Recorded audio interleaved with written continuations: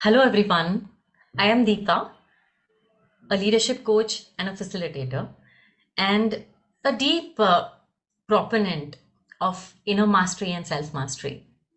And why I'm here on this series of Leaders' Voice every fortnight is because I believe that inner mastery leads to outer success.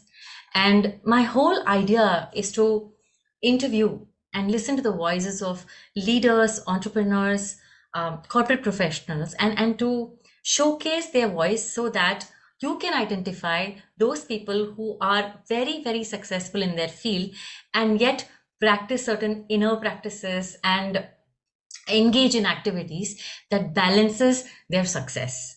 So I believe when you focus on yourself and your inner self, success is an outcome. And today I have our guest here, Averyl Saldanha.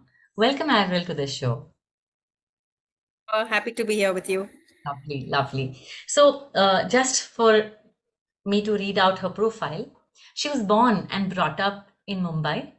Averyl is an HR leader with over 22 plus years of experience.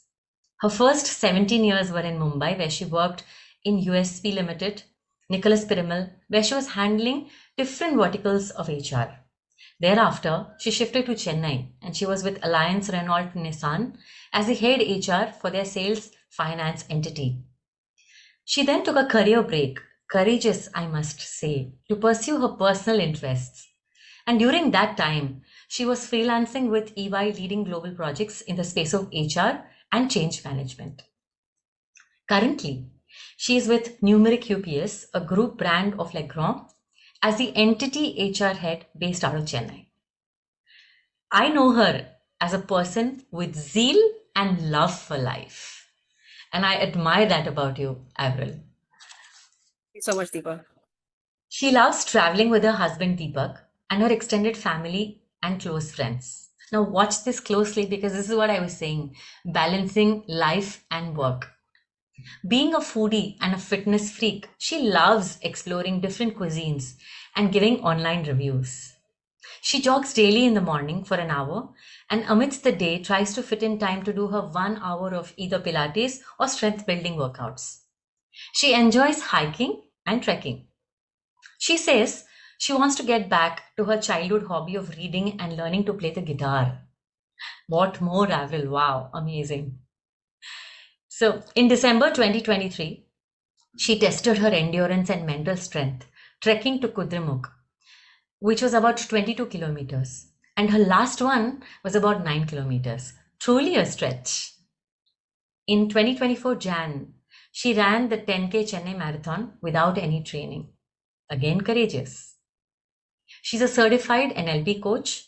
She's spiritual, practices meditation and deep breathing. She loves interacting with people and reaching out to those who she could make a difference to. And in fact, I must say that when I reached out to Avril and I talked to her about this series about inner mastery leading to outer success, she immediately said yes. And she said that anywhere she was contributing to make a difference, she's in. That's Avril for you. Thank you very much once again, Avril. Deepa, it's always a privilege and a blessing to be associated with whatever you do and to be a partner in the same space that you are into to make a difference in the life of people. Thank you. Thank you. Yeah, very true. In fact, we joined hands in it. Correct. Very, very true. So, you have been a professional for so many years, and yet you have found time to do these various things. To me, it seems that you're living very holistic. Everything is like this jigsaw puzzle, everything in place, and every piece fits where it's supposed to fit. And you must have found a way out to do this over a period of time. So, I want to understand from you, when did you realize the importance of mastering your inner world and balancing it to achieve success? So I was a very lean child right from the time I was born, and I was very active too. So I would love to in school, like I used to excel in studies. So I used to be in the top three of the class. But my passion was to balance both the sports side of the school events as well as the curriculum side. So I used to play a lot of sports. I was in the throw ball team, in kho, in dodgeball, in athletics, and only in college I couldn't, because I was traveling almost 45 minutes to college, and I was in the science field, so it was difficult to pursue it. However, I made sure that I was doing some active kind of a sport, like maybe I'll go for my walks if I get time, or I will I joined the yoga class at that point in time to understand what yoga is all about, then which so I don't depend on anything, I can do it on my own. When I started working in when I was 21, it became a little difficult actually, because work took precedence, and very slowly and subtly I realized that the commitment that I made to myself to go for walks, whether in the morning or the evening, or to devote to exercise, kind of started dwindling, because it not just the work to go to office, but also I was traveling. So it was not possible to stick to that rhythm, and then over a period of time, very slowly and gradually, I don't know when I changed paths where I kept this as my last preference. Going for exercise or fitness kept was my last preference. It so happened that just before the pandemic, that is in August 19, when I took the career break, I remember in college I used to be around 47 kgs. When I took the break, I was 67, and I was panting to climb up the stairs. So we stay on the third floor, and to just take that flight of stairs, I was panting. That was a wake up call for me, that if I'm not able to climb 3 floors and I'm panting at the very first step that I'm taking, there is something wrong. My body is screaming out at me saying that do something. And that's when I took a conscious call to that. When I took that break, I said no. Since I wake up early, I'm an early bird, so any which way, let me use the mornings constructively.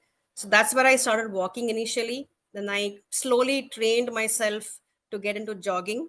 So from 1 hour walking, it became 1 hour jogging. So I used to do 5 kilometers daily, and then I started getting into Pilates because I needed to strengthen myself. I realized that I was not neither was I flexible, nor I used to feel very tired even if I used to go for my walk or run.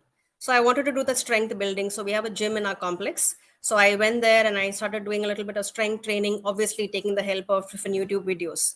So one Huh. thing about me is that I love myself and I love my body. So I know exactly what my body wants, Wow. and I will not go beyond what my body wants. So it's like, maybe, in a day I might want to lift 5 kg or 5 kg or 10 kg dumbbell, but I know my body will say no. So I'll start with a lighter weight and then build it. And Yes. that's how I got into strength training. I got into building my resistance. I improved my breathing a lot.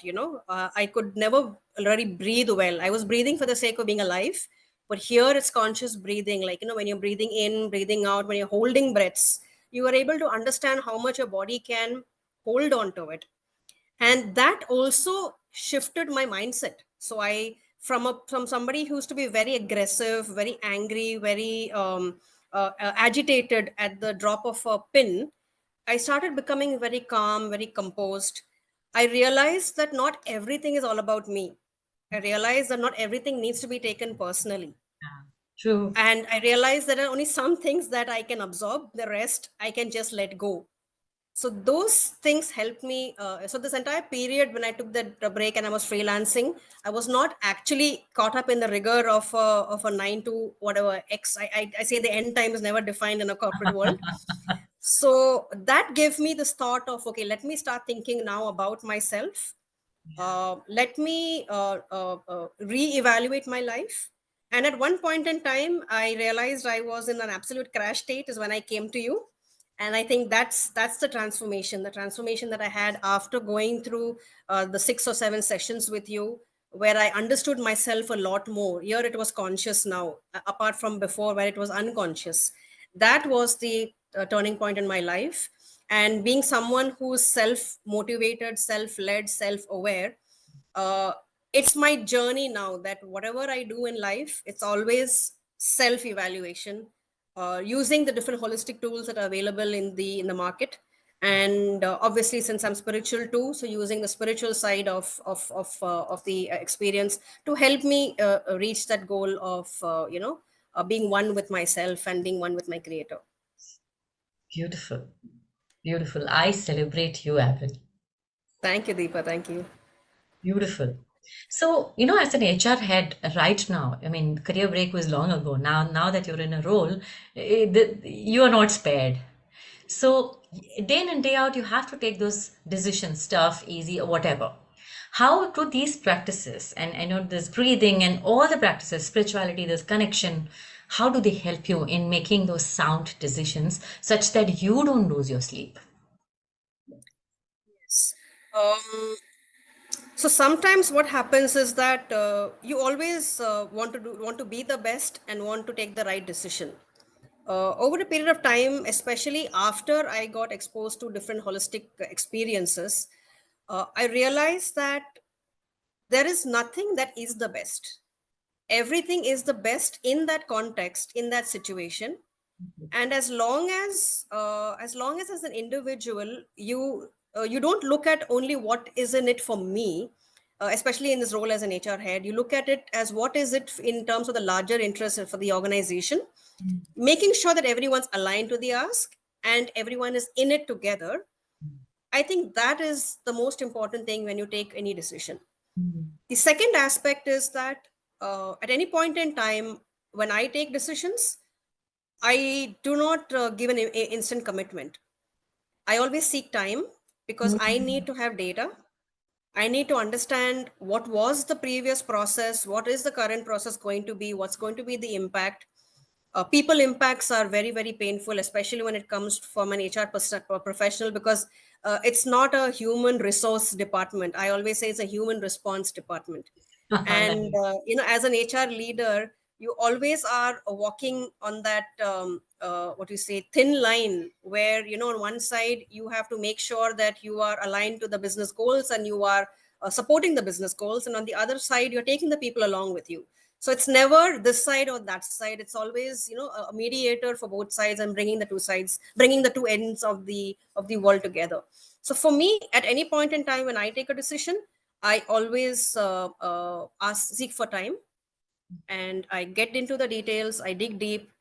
Sometimes some decisions are very tough to take, especially when it is people related. At that point in time, the holistic processes or practices, as well as the spirituality, takes precedence. Where I get into meditation. Mhm.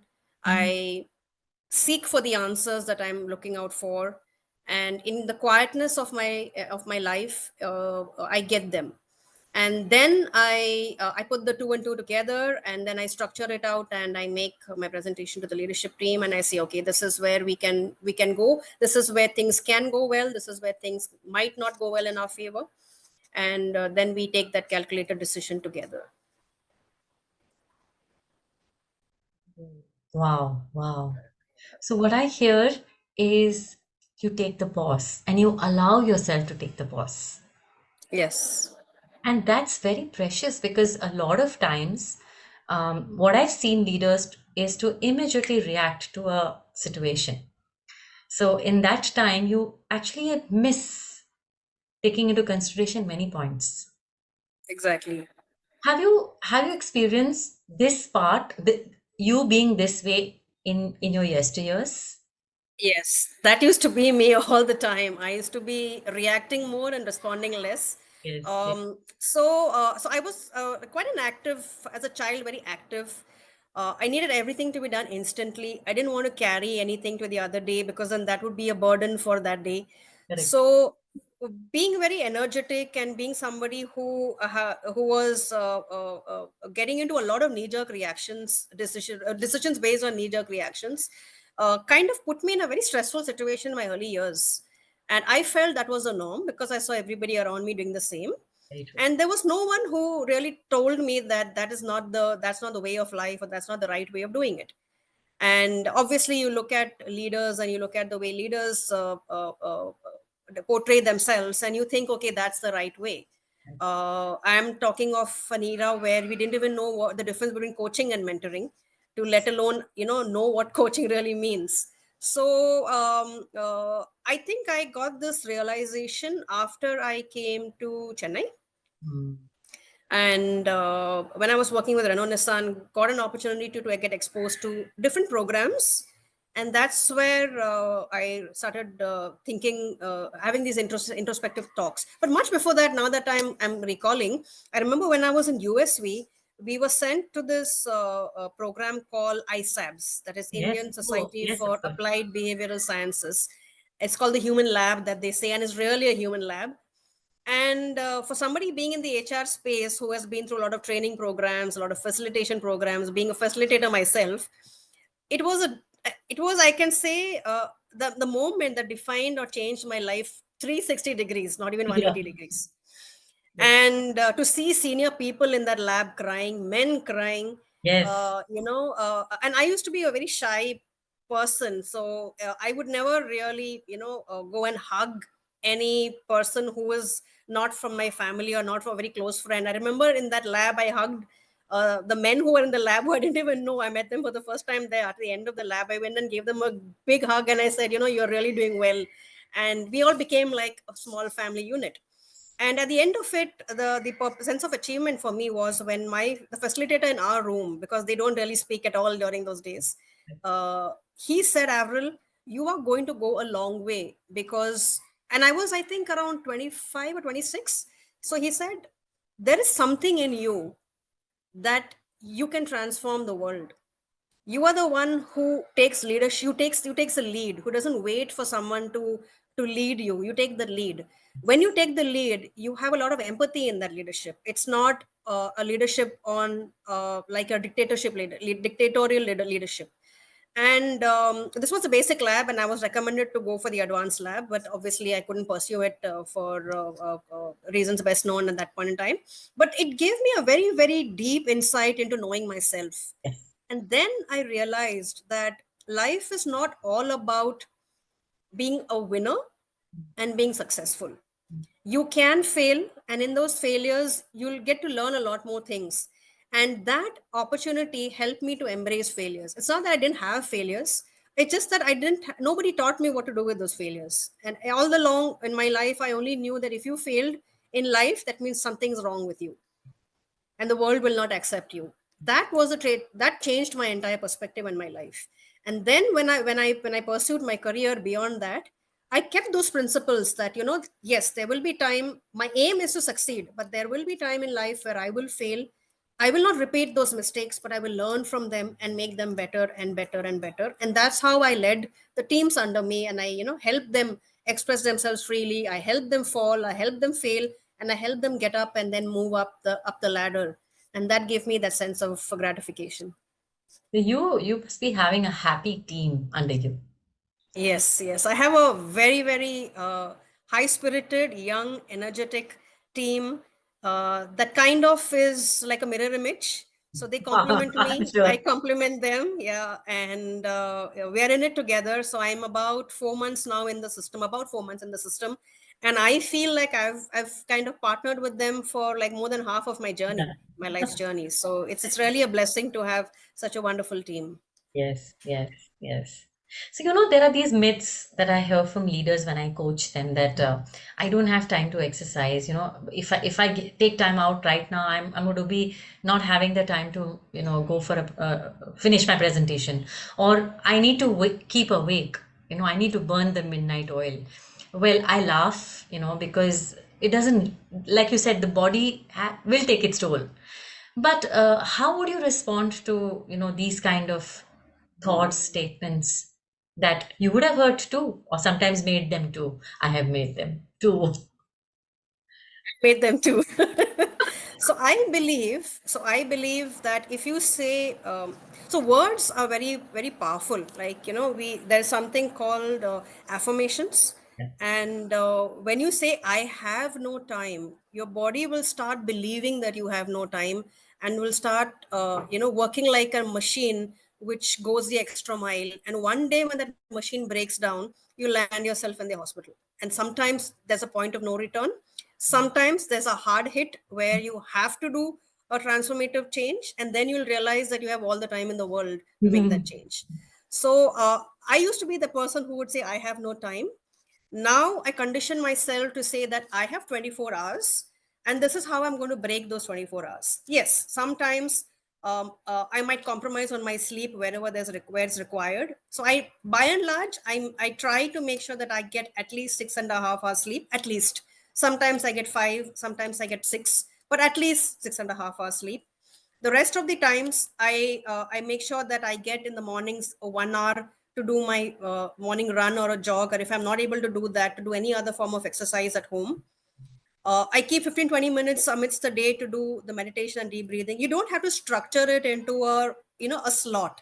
Minute you structure it into a slot, it becomes, there's a pressure on you that you have to do it at that time, and if you don't do it at that time, you'll not be able to do it. So I keep it very fluid and flexible. So if I'm not able to go for my morning walk, I try to go in the evening. If I'm not able to do a walk, I complement it by doing any other form of exercise for 1 hour. So everything is all about how fluid you make your life, and that makes it easy and how enjoyable it is for you. Yeah, yeah. And whenever there is whenever there's a tense moment, or there are back-to-back meetings, and I'm really really hard pressed for time, I just take a breather. I might just put the lights off in my room, and I'll just close my eyes, and I'll just do that 10-15 minutes of deep breathing, and immediately I'm re-energized. I have a very different perspective now. I can go to the next half of the day with a lot of energy. Sometimes it's not possible, because you have those tough days also, where you are from 9 in the morning to 6 in the evening, you're in continuous meetings. And but at any point in time, anytime I get that window of taking a break, even if it's 5 minutes, I always, and that 5 minutes, I will not think about anything. I've kind of developed this habit of, like, when I'm going for meetings, I'll prepare for the meeting that I'm in. When I finish that meeting and I go to the next meeting, I've switched off of that previous meeting, and now I'm focusing on the current meeting. So when I don't carry that baggage over of the previous meeting to the current, I've realized I'm able to handle my energies much better. Fantastic.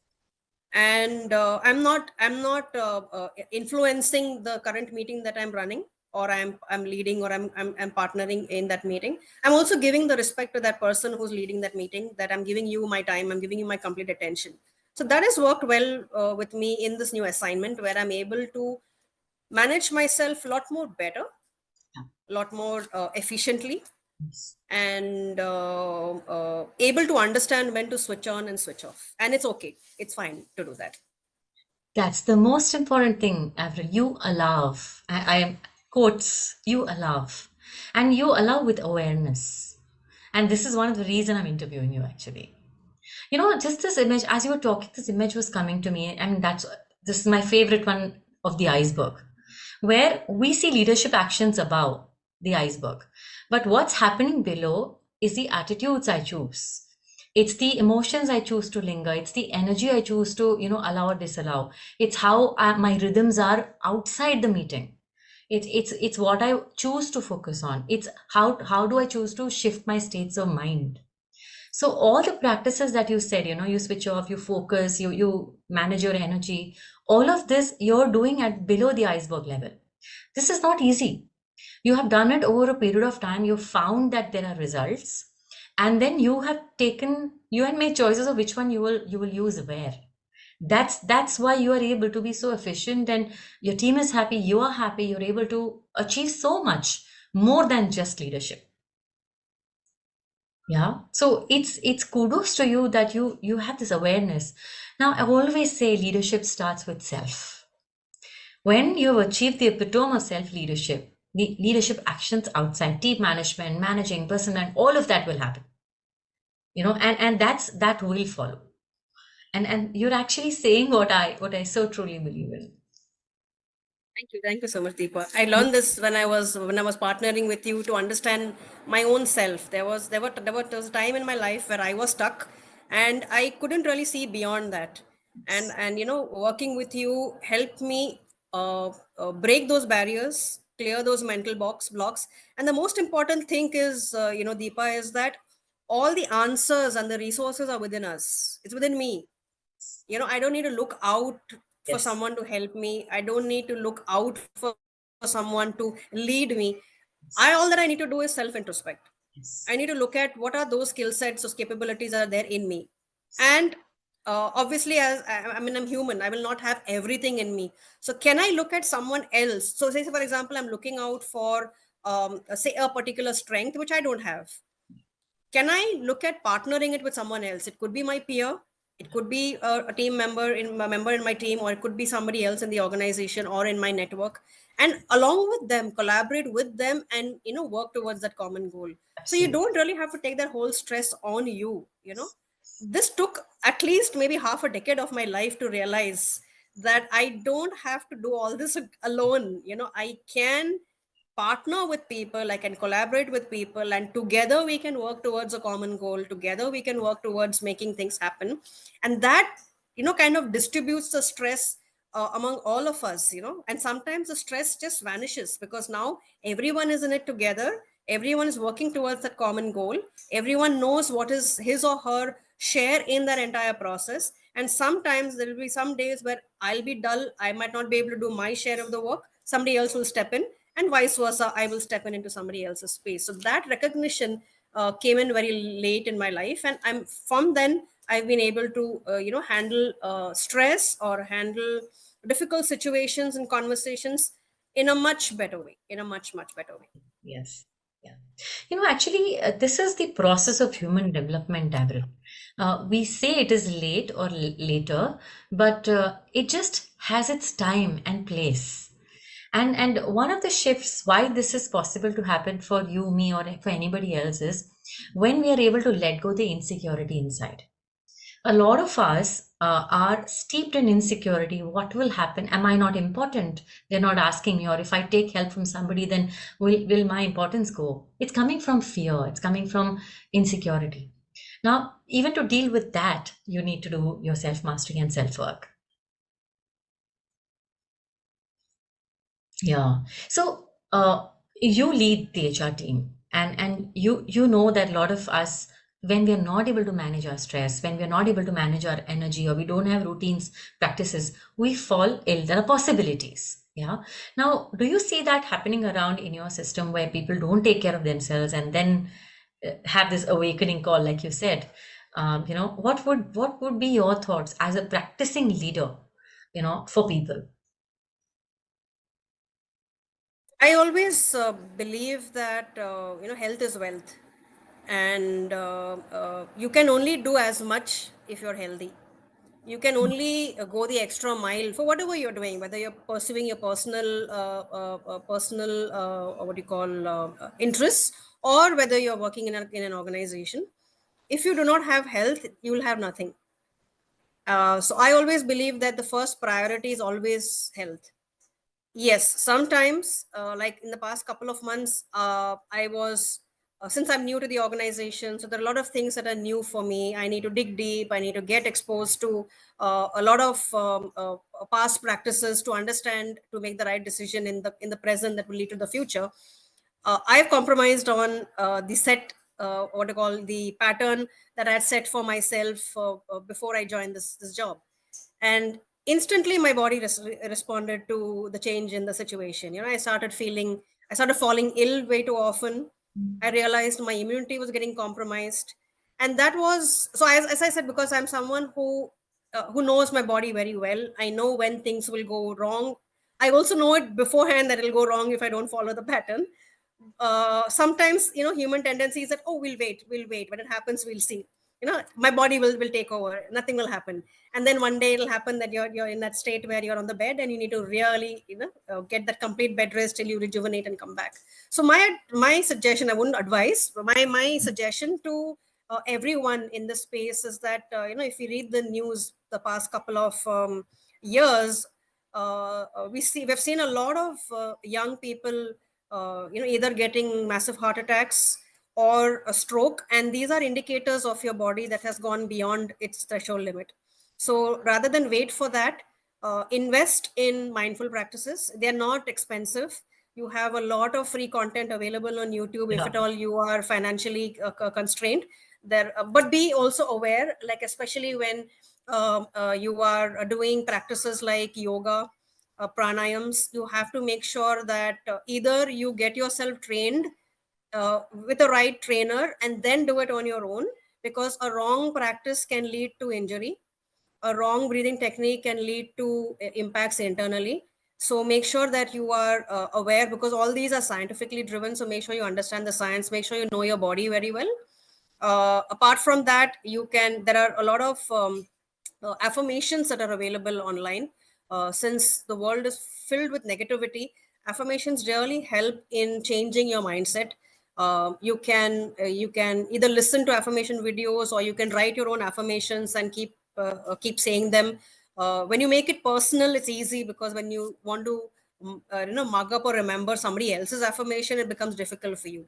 So you can make it very specific to yourself, what works well for you, and you'll see your body responding to them.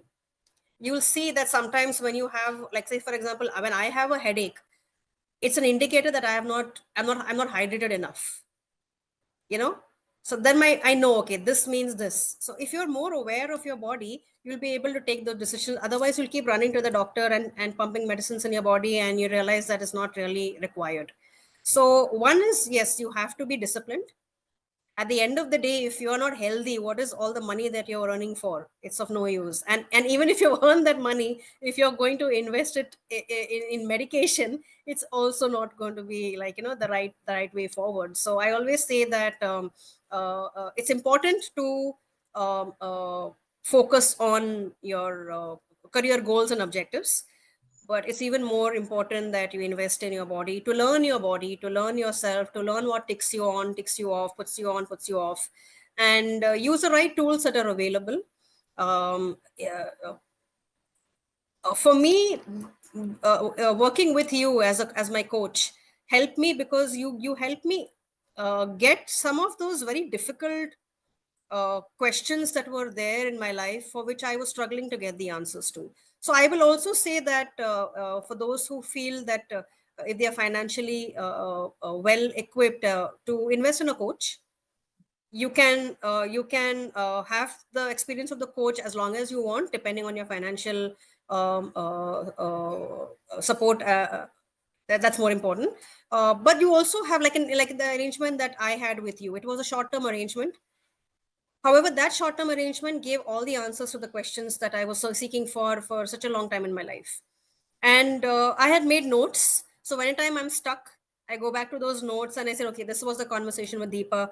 This is where I was stuck. This is how Deepa helped me come out of it.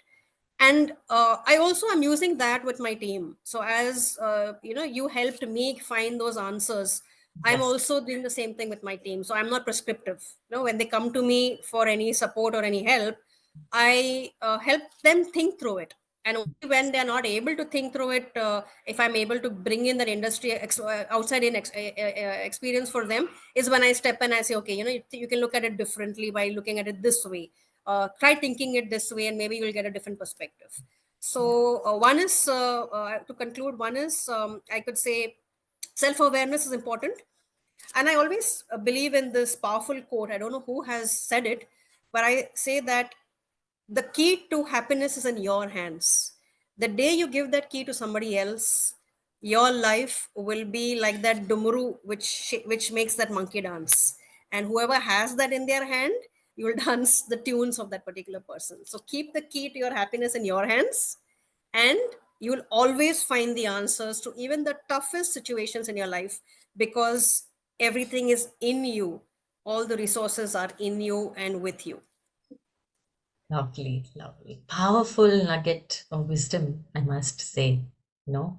And I think this is such a powerful note that anything more we speak would really nullify this. So, would like to just conclude and say thank you. And thank you for sharing this inside out approach to leadership. The self leadership precedes the external leadership, that all the leadership actions. Thank you so much for this inside out perspective. Deepa, it's all I owe my thanks to you, because you helped me get that inside out perspective. So thank you so much. We can't take it away from you that you are a very, very sincere learner. Thank you. Thank you. Take care. Thank you so much for this opportunity, Deepa. All the best in what you do, Thank, and especially in transforming the world. thank you.